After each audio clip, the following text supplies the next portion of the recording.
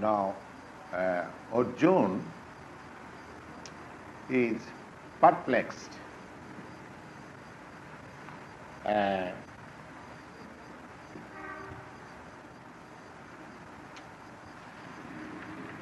He is perplexed in the matter whether to fight or not to fight. That was his perplexity. After seeing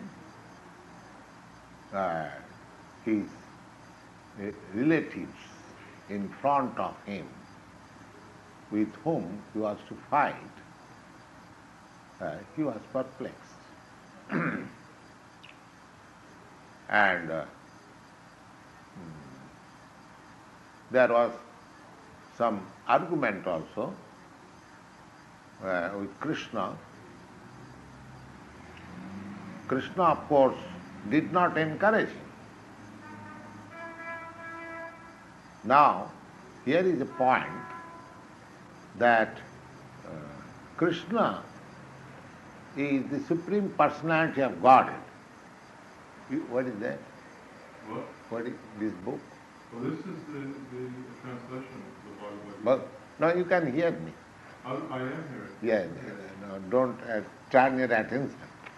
Just hear me. Kṛṣṇa, although he is present there, the Supreme Personality of Godhead, but still he did not encourage him. From worldly point of view, when somebody says that, well, I give it up, I don't want it, I don't want to fight with my friends or my relatives, better let them enjoy, and I shall forgo my claim. From worldly point of view, this is a very gentlemanly behavior. The one is foregoing his claim and for the matter of his relatives or friends. But Kṛṣṇa is not encouraging that proposal. We have to mark it. Kṛṣṇa is not encouraging. Kṛṣṇa is rather inducing Arjuna that it is not a very good proposal, it is not befitting your position. You belong to the Aryan family, you belong to the Kshatriya royal family, and you are denying to fight. No, this is not good. And I am your friend. I have taken the responsibility of your chariot driver, and if you do not fight, what people will say. So he is not encouraging. Just see. Now here is a good proposal from the worldly point of view that Arjuna does not want to fight. And Kṛṣṇa is not encouraging him. Now what is the point? Somebody may say that Kṛṣṇa, the Supreme Personality of Godhead, why he is encouraging in the matter of fighting? The people at the present moment, when there is a question of war, people want to stop that war.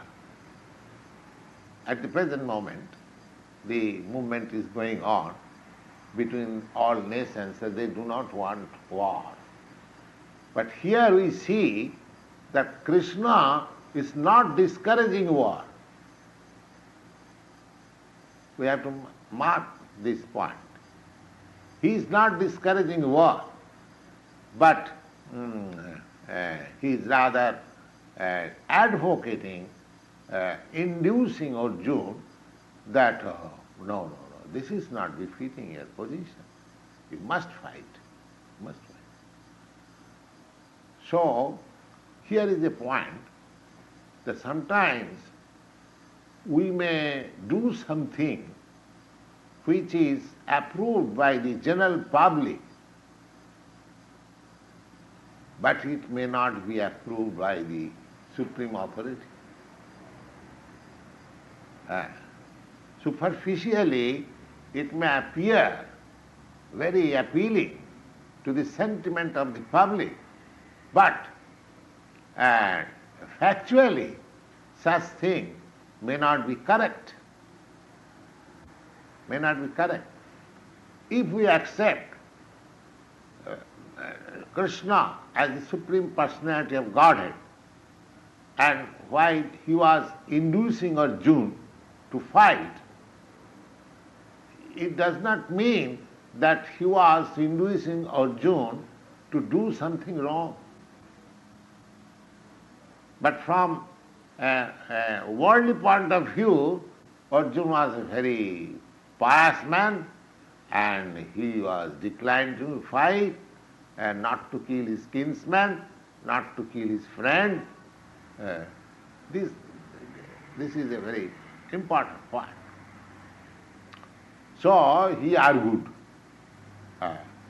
no, if I fight, my people will die, and their wives will become widow, and they will be adulterated, and then by adulteration unwanted population will increase, and who will offer Shraddha. Shraddha, there is a ceremony of Shraddha according to Hindu scripture. I do not know whether you have in your Christian religion, but according to Hindu, a dead body is offered some respect every year. Just like death anniversary observed, similarly in the family, the descendant, they offer some foodstuff after some religious ceremony that is called Shraddha. And it is believed that that offering goes to the dead forefathers. So that is a family religious ceremony.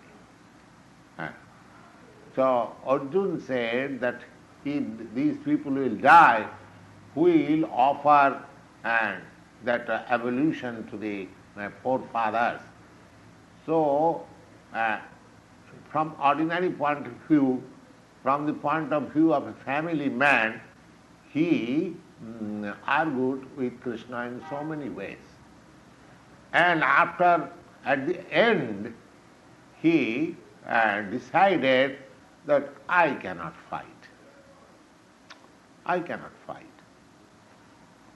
Then Kṛṣṇa tried to induce him, and he said that yes, whatever you are saying, that I am a Kshatriya and I am not doing my duty, this is all right.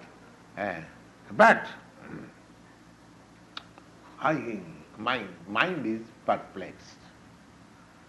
So he was at the same time conscious that Sri Kṛṣṇa only can make a solution of this perplexity.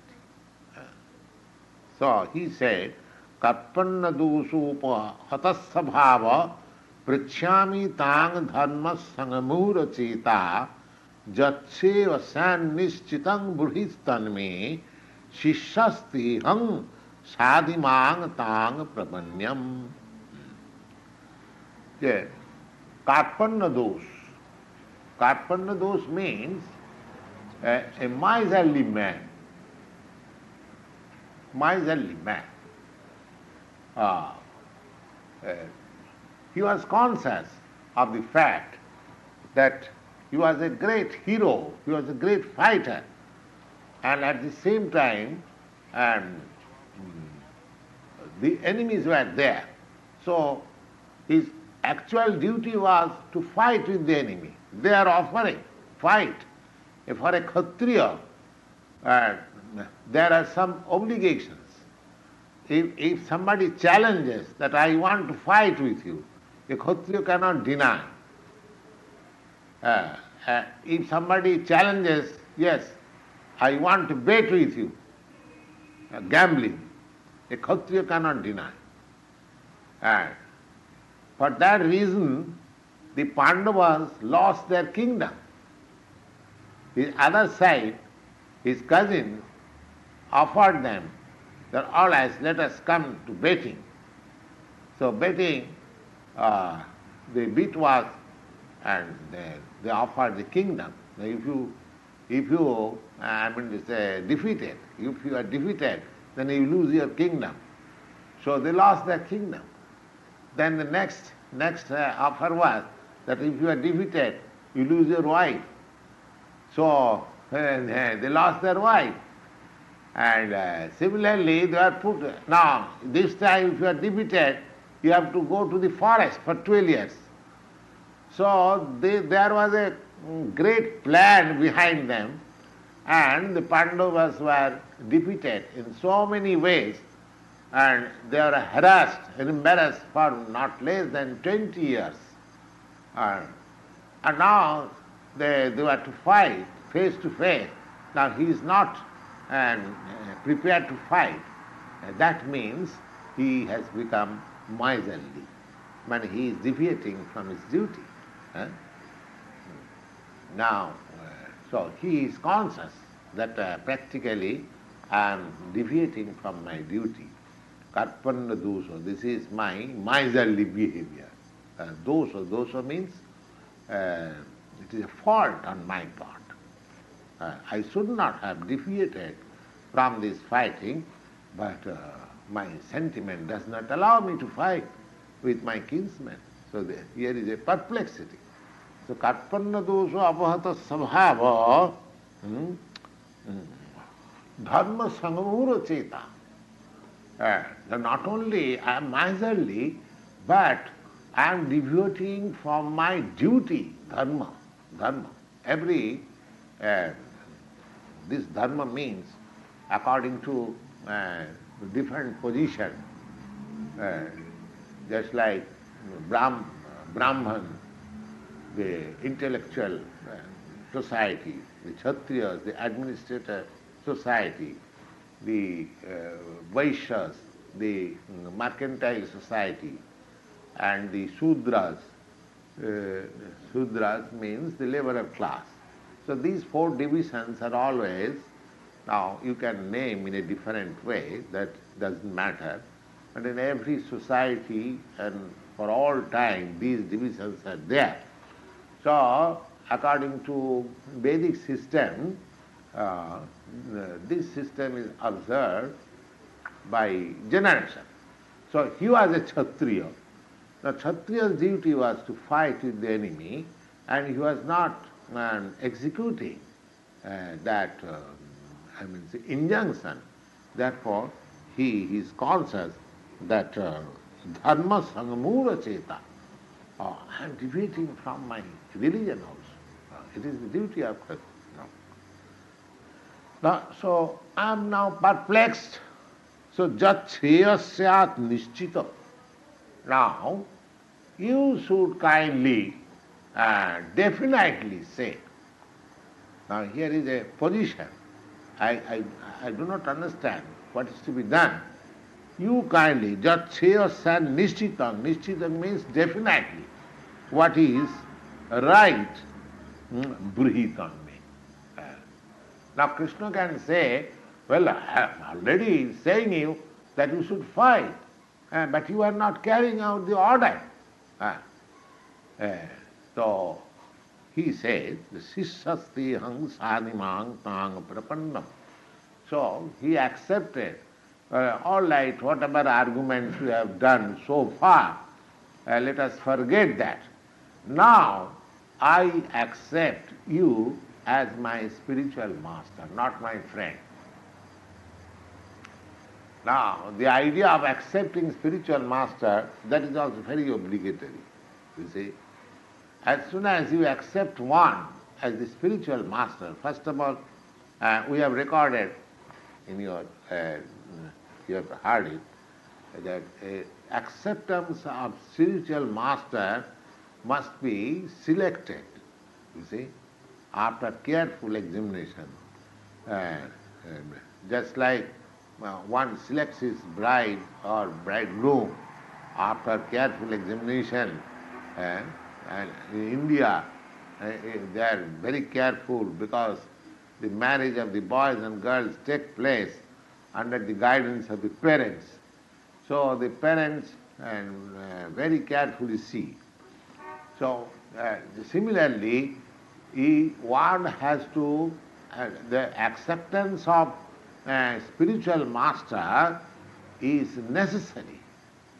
According to Vedic injunction, everyone should have a spiritual master.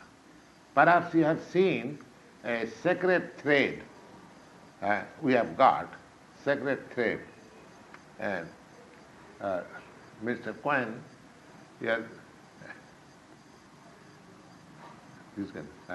sacred thread. That sacred thread is the sign that this person has his spiritual master. Has his spiritual master. Just like here, of course, there is no such distinction. A married girl, and according to Hindu system, they have got some sign there so that people can understand this girl is married. They put on a red and painting here so that others know that this girl is married. And according to what is called this division of the hair, what is this line you call? Part. Huh? Part. What is the spelling? To part. To part. This parting is also, there is some meaning.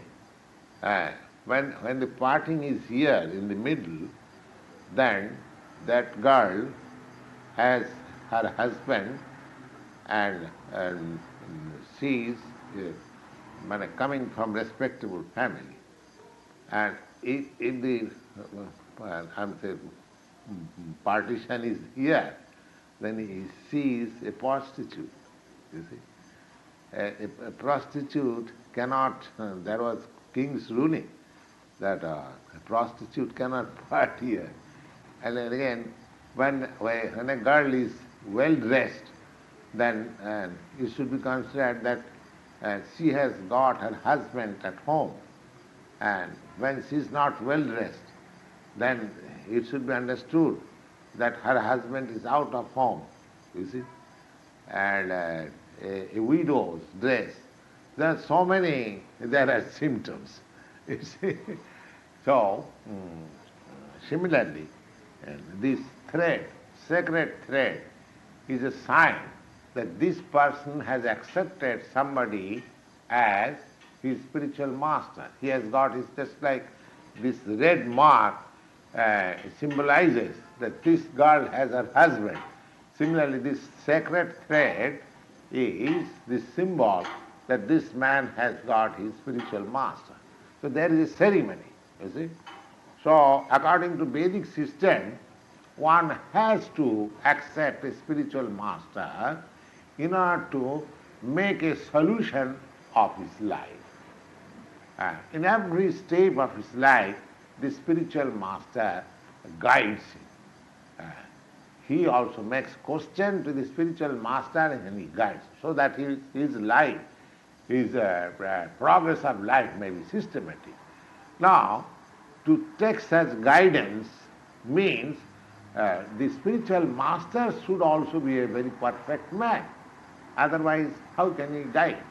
Now here, Arjuna knows that Sri Kṛṣṇa is the perfect person. So therefore, he is accepting him as Shishyastiham sadimam tang prapanna. I am just surrendering unto yourself, and you accept me as your disciple. Because friendly talks cannot make a solution of the perplexity. Friendly talks may be going on for years together, but there is no solution. Here, and accepting Kṛṣṇa as the spiritual master means whatever Kṛṣṇa will decide, he has to accept. One cannot deny the order of a spiritual master. Therefore, one has to select a spiritual master whose order carrying he will not commit a mistake. Now, suppose if you accept a wrong person as spiritual master, and if he guides you wrongly, then your whole life is spoiled. So one has to accept a spiritual master whose guidance will make his life perfect. That is the relation between spiritual master and disciple. It is not a formality. It is a great responsibility both for the disciple and for the spiritual master. And yes. But if the disciple is in ignorance before, yes, how does he know which master to choose? Because he doesn't have the knowledge. Yes. Yes. The first thing is that one should be searching after a disciple, searching after a spiritual master. Now, just like you search after some school, you search after some school. So when you are searching after some school, you must have at least some preliminary knowledge what a school means. You cannot search after a school and go to a cloth shop. If you are so ignorant that you do not know what is a school and what is a cloth shop, then it is very difficult for you. You must know at least what is a school. So that knowledge is like this.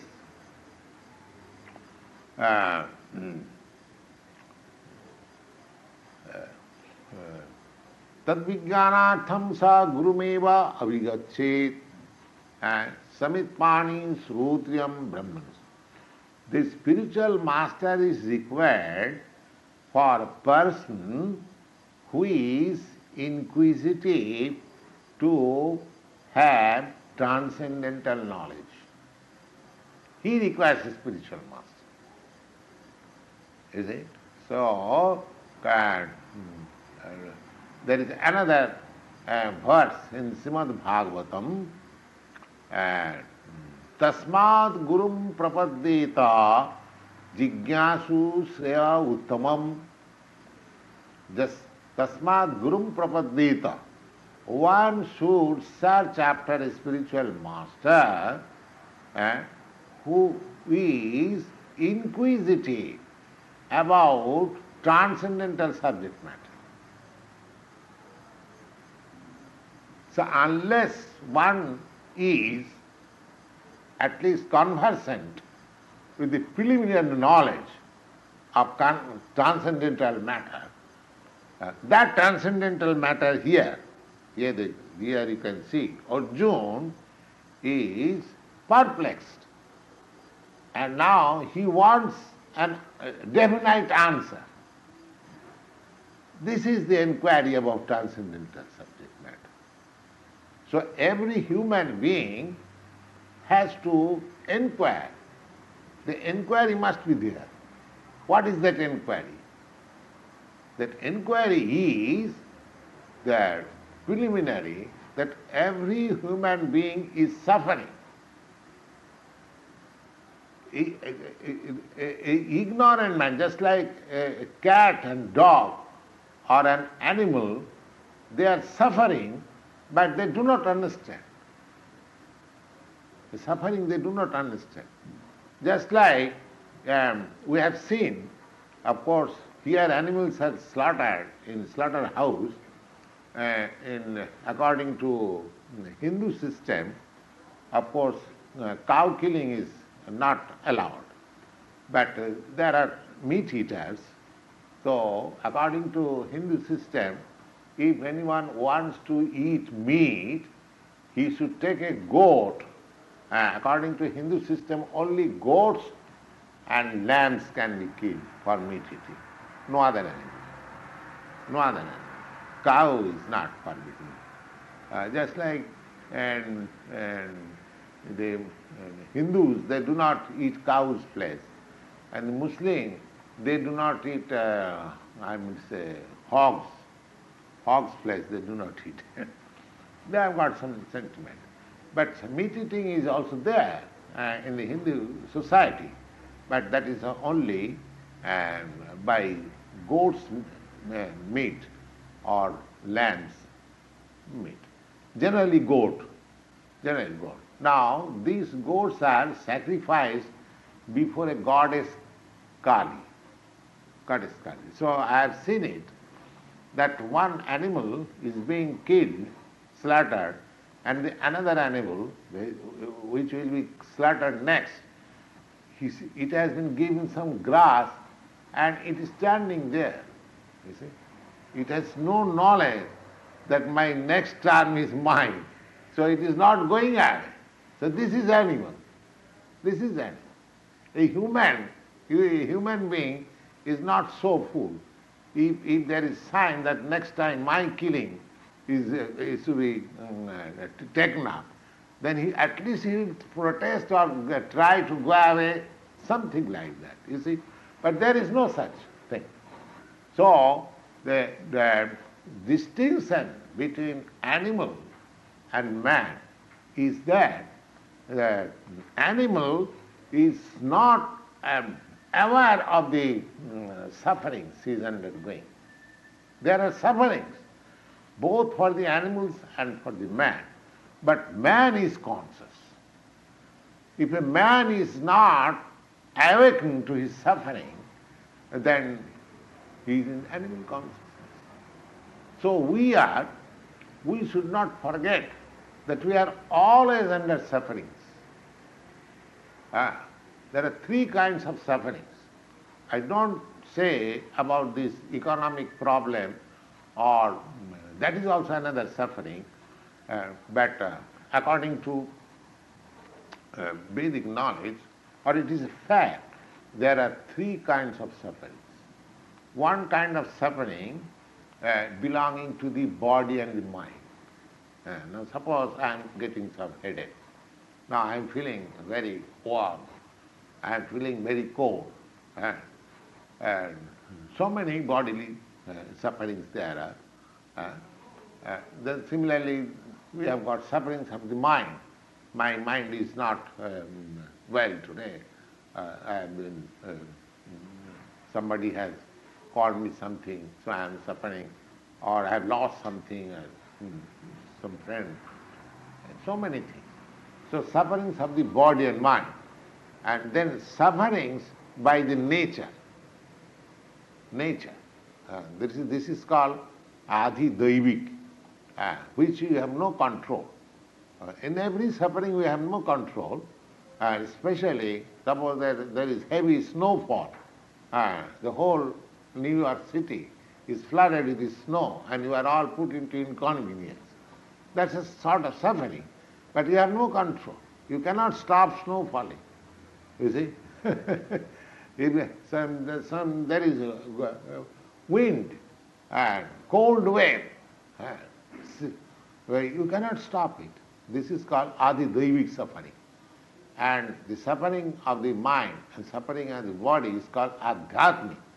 And there is other sufferings, ādibhautik, attacked by other living being. My enemy, some animal, or some worm, so many. So these three kinds of sufferings are there always. Always.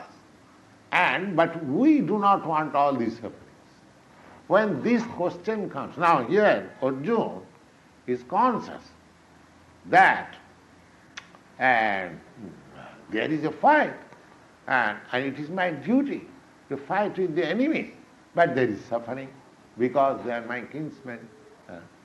So he is feeling that. So unless a human being is conscious and awakened to the fact that we are always in suffering, but we do not want all this suffering. This question, such a person is required to approach a spiritual master. When he is conscious, you see. So long his animal life, that he does not know that he is always in suffering. He does not know, he does not care, or he does not want to make a solution. Here Arjuna is suffering, and he wants to make a solution, and therefore he accepts a spiritual master. So when we are conscious of our sufferings, we are awakened to the suffering situation. Suffering is there. Forgetfulness or ignorance of suffering is no meaning. Suffering is there. But when one is very serious to make a solution of his sufferings, then a spiritual master is required. Just like Arjuna requires now a spiritual master. Is it clear? Yes. So, the suffering is there. It does not require any education. Simply a thinking, a slight thinking, that I do not want all these sufferings, but I am suffering. Why? Is there any solution? Is there any solution? All these scriptures, all this Vedic knowledge, everything, and not only Vedic knowledge, now, why you are going to school, why you are going to college, why you are taking scientific education, why you are taking law education, everything is meant for ending our sufferings. If there was no suffering, then nobody would have taken education, you see. But he thinks that if I am educated, if I become a doctor, or if I become a lawyer, or if I become an engineer, I will be happy. That is the ultimate aim. I will get a good job, government job, I will be happy. The happiness is the end of every, pursuance. So, but these mitigation of sufferings, they are temporary. Real suffering is due to this material existence, these three kinds of suffering. So, when one is conscious about his sufferings and he wants to make a solution of the suffering, then there is necessary of a spiritual master. Now, if you want to make a solution of your sufferings and you want to consult a person, now what sort of person he must be who can endure all sufferings? That selection must be there. If you want to purchase a jewel and a diamond and very valuable thing, and if you go to a grocer's shop, such kind of ignorance, you must be cheated. You must be cheated. At least you must approach to a jewelry shop. Jewelry shop, you say, so much knowledge you must have. So, is that question sound? Yes. The necessity of a spiritual master is for him who is conscious of his material sufferings. If one is not conscious of his material sufferings, then he is not even on the human being status. He is still in the animal status. Animal status, you see. Now, the modern civilization is practically, they are evading the real sufferings. They are engaged in temporary sufferings. But the Vedic system is Vedic knowledge. They are meant for ending the sufferings of for good. Suffering is for good, you see. The human life is meant for that, ending all sufferings. Of course, we are trying to end all kinds of sufferings.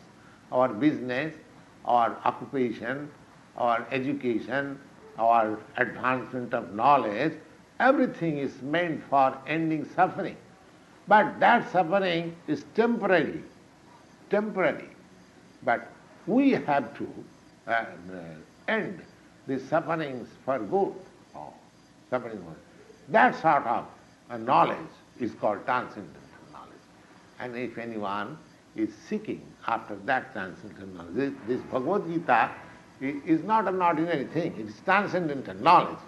And now here the ground is prepared.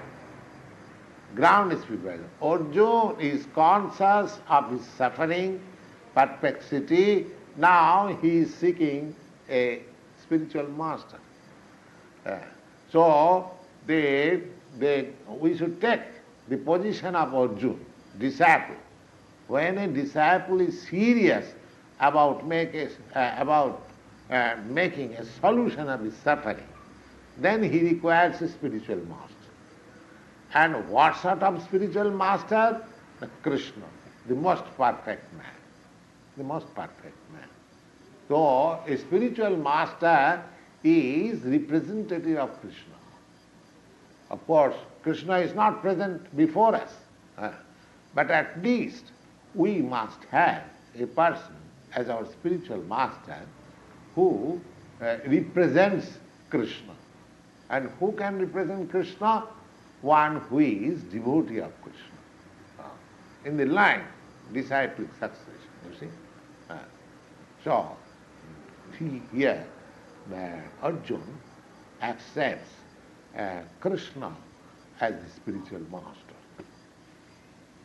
Now, question may be that why Arjuna, there are many learned men, not only Kṛṣṇa, but there are Vāsadeva and other great sages and Brahmins. Why Kṛṣṇa was also Kshatriya. Kṛṣṇa was not a Brahmin. Of course, he took his, he appeared in the family of a Kshatriya, and they were cousin brothers. Kṛṣṇa and Arjuna, they were cousin brothers. Kṛṣṇa was the son of the brother, and Arjuna was the son of the sister. Arjuna's mother and Kṛṣṇa's father, they are brother and sister. So they are in a family relation, they are intimately related, and at the same time they are of the same age and friend. Now, the question may be, why Kṛṣṇa is accepted as the spiritual master? That is the selection of the disciple. That Arjuna says, Nahi prapasyami mamapunudya jachuka muchu sanamindriyanam avapa bhumava asapatnamidhyam rajyam suranam apichadipattam. Now, he says that I am so perplexed that my lamentation cannot be satisfied even if I get the kingdom of the universe. I am going to fight for the kingdom only of this earth or the India. Of course, formally India means Bharat. Now, India is a name given by the foreigners. The real name of this planet is Bharatvarsh. This planet. Now, gradually, it has been cut off. Just like we have got immediate experience that some portion of India is now cut off and they are named Pakistan. You know all. Similarly, this whole planet, 5,000 years before, this whole planet was known as Bharatvarsh.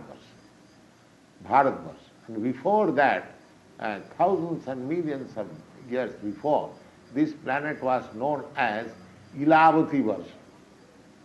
Ilavati version.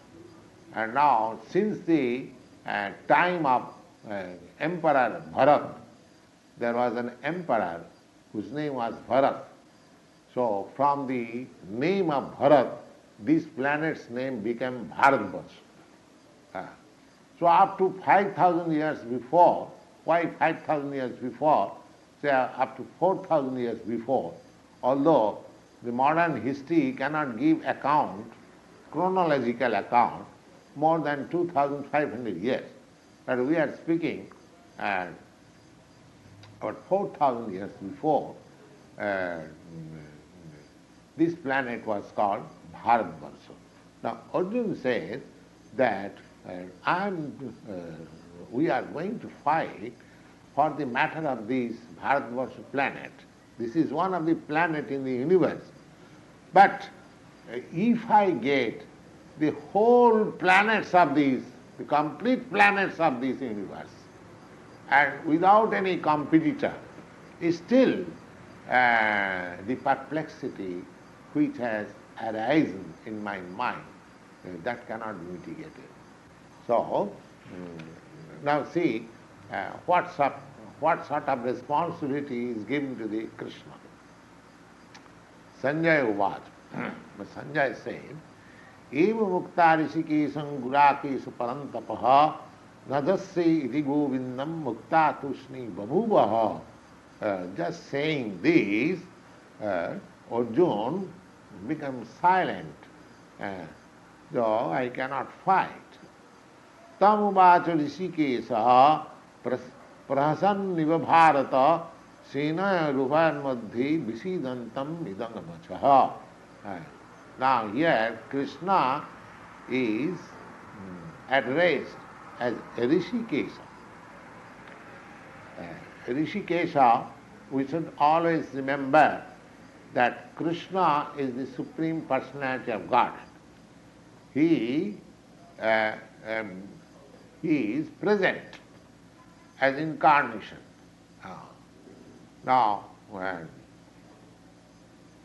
God is all powerful. God is all powerful.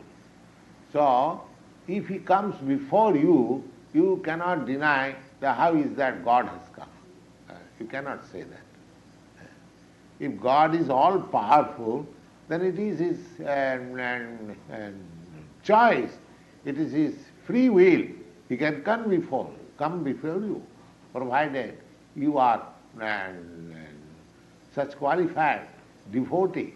So, there cannot be any solid argument that God cannot come, or God, of course, so far Vedic literatures are concerned, they accept the incarnation of God. So Kṛṣṇa is the Supreme Personality of God. And so he is addressed as Rishikesha. Rishikesha, it has got a significant meaning. Rishik means the senses. Rishik. And Isha means Lord. Isha means Lord. So, he is the Lord of the senses. He is the Lord of the senses. Similarly, Govinda, here also Govinda name is also there, yes. Nadasya iti govindam uktya tusning babhuvaha. Govindam. Govinda, go means also senses. Go means cow. Go means land. And go means sense. And inda means pleasure. One who gives pleasure to the cow, one who gives pleasure to the land, one who gives pleasure to the senses. So his name is Govinda. Now two names are used here. So we should try to understand what is the meaning of Rishikesha.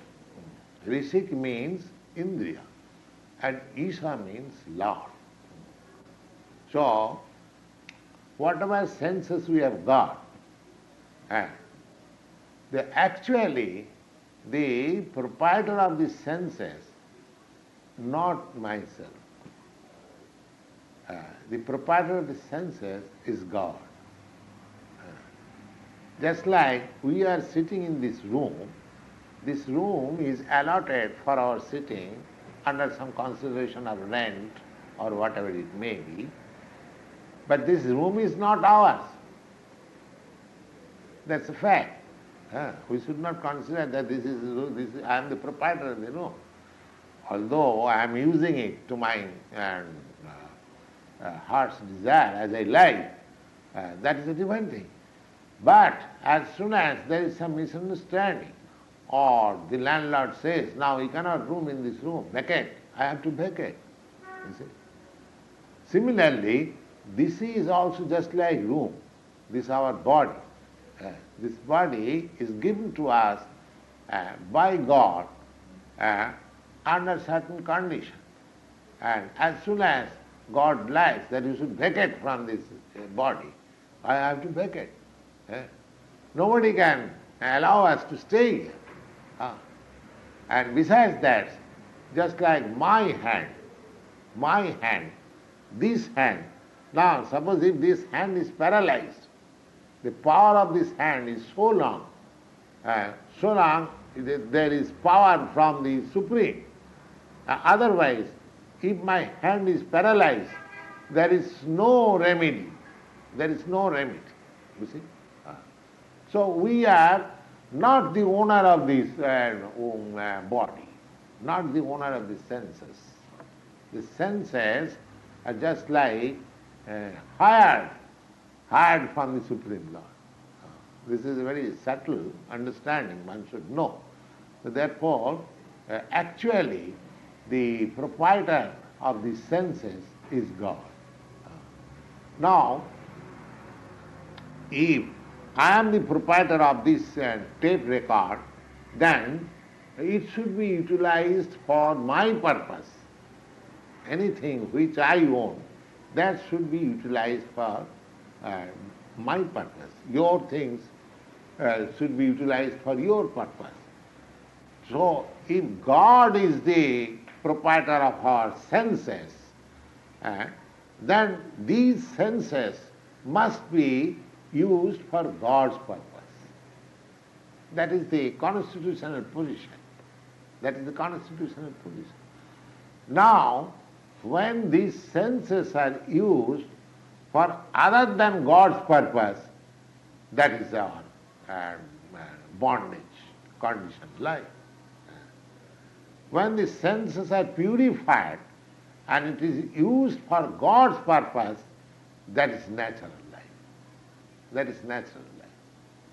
So whole trouble is that although our senses and everything, whatever we have got, and there is Isho Upanishad, a part of Veda, it is stated there that Ishavāsamidam sarvam, everything, whatever you see, that belongs to God. That belongs to God.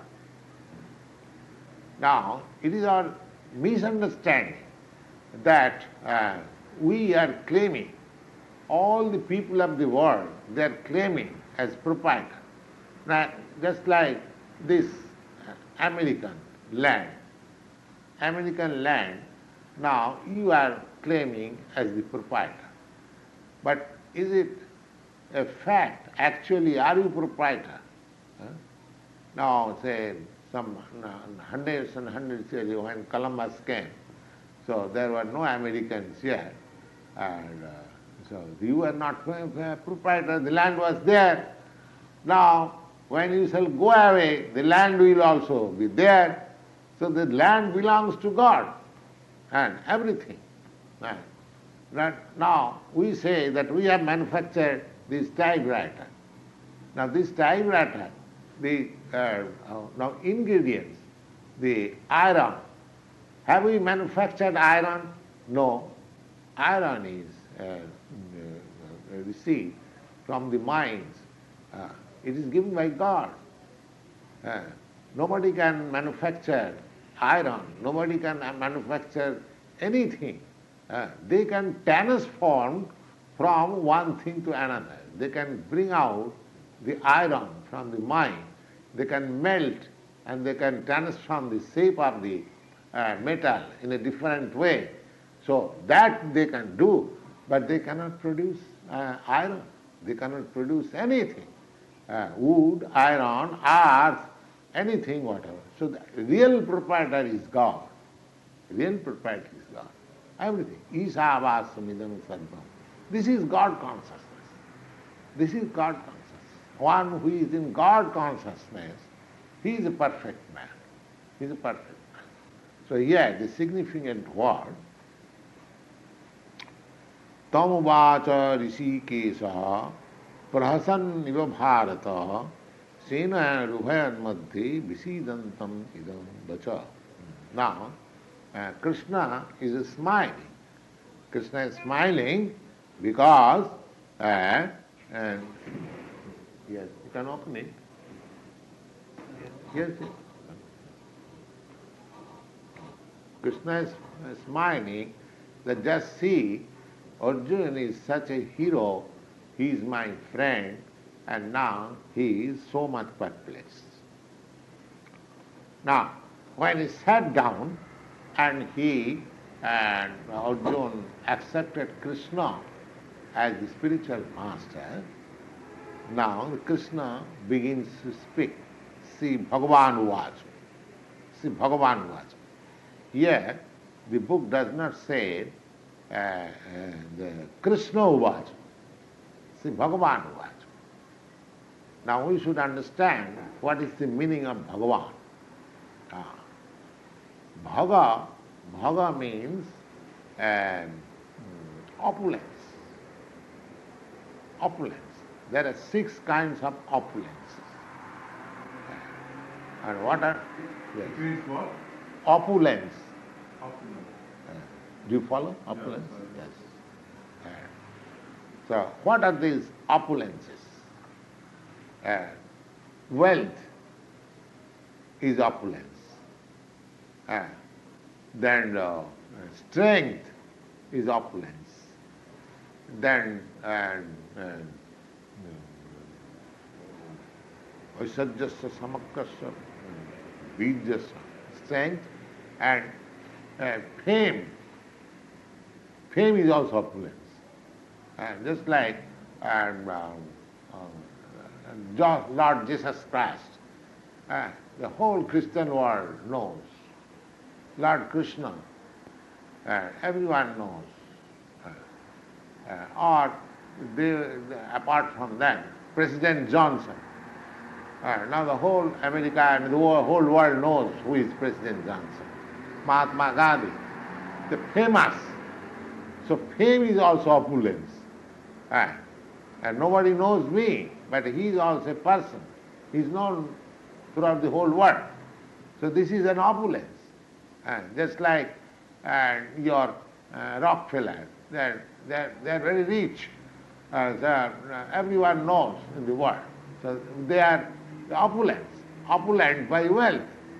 Similarly, somebody is opulent by fame, and somebody is opulent by strength.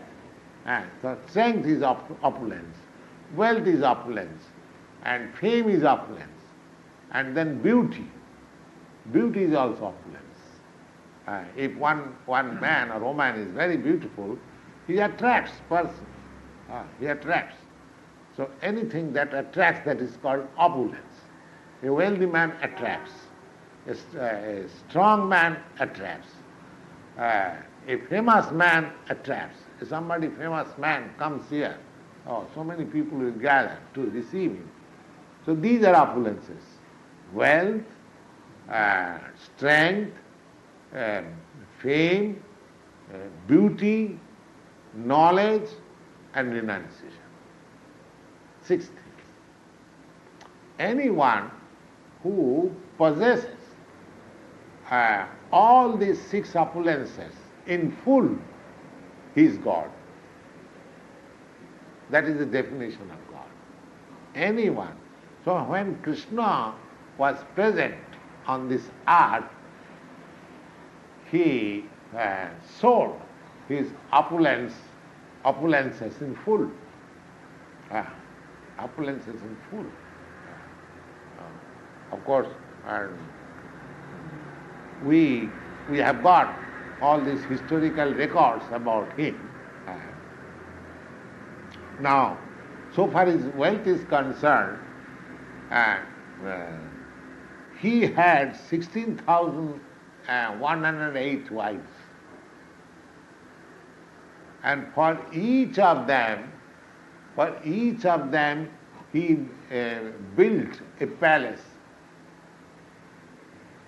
And all those palaces were so nicely built that there was no need of electricity or light. It was bedecked with jewels. So day and night they were blazing, you see. So these descriptions are there. But if we forget that he is God, then this will be something like story, that how a man can marry 16,000 wives. How you know? But we should always remember that he is God. He is all powerful. And for no other person such historical records are there, only for Kṛṣṇa. So in strength also, nobody could conquer him. And beauty, so far beauty is concerned, when he was on the battlefield, have you seen any picture of Kṛṣṇa? Have you seen? No. Of course, any one of you have seen Kṛṣṇa when he was present in the battlefield of Kurukshetra. At that time, he was about 90 years old. 90 years old. He had his great-grandchildren. He married 16,000 wives, and each wife had 10 children. And those 10 children, they also got each 10, 12 children, and their children also. So, because he was at that time 90 years old, he got at the time great-grandchildren also. So his family was very great. Now, if you see the picture of Kṛṣṇa, you will see him just like a boy of 22, 25 years old. He was so beautiful. He was so beautiful. That is the sign of God. It is stated in Brahma-samhita. Advaitayacchitayanādyanantarūpam ādyam Purāṇa-puruṣam nava-yauvanaṁ. He is the original person, because from God everyone has God. Therefore he is the original person. Ādyam Purāṇa-puruṣam. Purāṇa is the oldest person. He is still nava-yauvanaṁ. Whenever you will see God, this is the sign of God. You will find him just like a youth, a new youth. Youthfulness means 16 to 24 years. So, nava-yauvanaṁ. That is the sign of God. So he was so beautiful that when he was a boy of 15 years old, the whole of the same age girls of his age, they were after him. He was so beautiful. So, in beauty, he was super excellent. In wealth, he was super excellent. In strength, he was super excellent. And in knowledge, now, here is this book, Bhagavad-gītā. Now, apart from other books, other knowledge which is imparted to others, now here is a book which was imparted to Arjuna. Now, it is so the depth of knowledge that people are still considering great scholars. We are not reading, but Dr. Radhakrishnan, one of the greatest scholars of the world, Now he is the President of India. He is discussing. Professor Einstein, he was living here in America. He was a German Jew, and I think he was living in America. He was a great student of this Bhagavad-gītā. Hitler was a great student of Bhagavad-gītā. And there are many scholars who are still reading Bhagavad-gītā, trying to understand. Just see what depth of knowledge he has given. It is made by Kṛṣṇa. So in knowledge, in wealth, in strength, in beauty, and everything, he was opulent. Therefore he is Bhagavan. You cannot accept any ordinary man as Bhagavan. Therefore Bhagavan. Now, the Bhagavan Uvacha, and because he has been accepted as the spiritual master, just like a teacher has the right to sometimes rebuke this student. So, in the first instance, he is rebuking Arjuna in the following word, that asatyan anusūtastam pragyābādānscha bhāsase gatasun agatasuncha nanusūchanti pandita. That Arjuna, you are speaking just like a very great learned man, but you are, in other words, you are a fool. You do not know how things are going on. Because Pandita, those who are learned men, they would not have lamented just like you are doing. That means indirectly he said, Pandita means learned. Learned man does not lament over a dead body or a living body. Gatasun agatasunsta. Suns means life. One has lost his life and one has got his life. A body, a living body and a dead body. A living body and dead body. Just mark the point that a learned man, as you are lamenting over the subject of killing your friends and relatives, but a learned man would not have lamented like this. That means you are a fool. When he says that, like if I say, Mr. Green, what you have done, any intelligent man should not have done this. So this is indirectly saying that you are not intelligent. It is in a gentleman's way speaking that Mr. Green, what you are doing, no intelligent man can do this. That means you are not intelligent. So here he says that you are lamenting over the bodies of your relatives because in the fight you are considering that my friends and my relatives will be killed. So that means they are living bodies and you are lamenting over their killing. So this sort of lamentation is never done by a learned man. A learned man never does it. Gatasum agatasum sananu suchanti pandita. Those who are learned, one who is learned, he does not lament over the body, either a living body or dead body.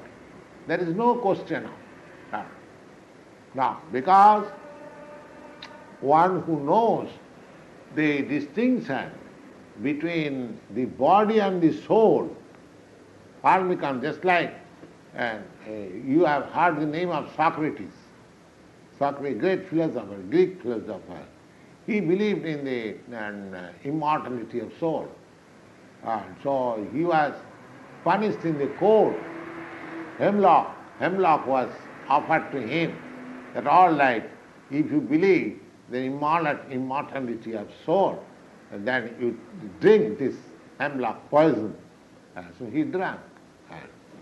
Because he was firmly convinced that even if I drink this poison, my body will be destroyed. By destruction of my body, I am not going to be destroyed. He was convinced. So he did not learn it. So a Pandit, a learned man must know that this body and soul, the distinction, the difference between body and soul. The body is not soul and the soul is not body. And one who knows, he is learned man. This instruction is given first. For spiritual advancement, this first knowledge that the body and the soul is different. This body cannot be identified with the soul. You see? The soul is there, but body is not soul. Body is not soul. So every learned man knows it, and we should be, I think we can stop here.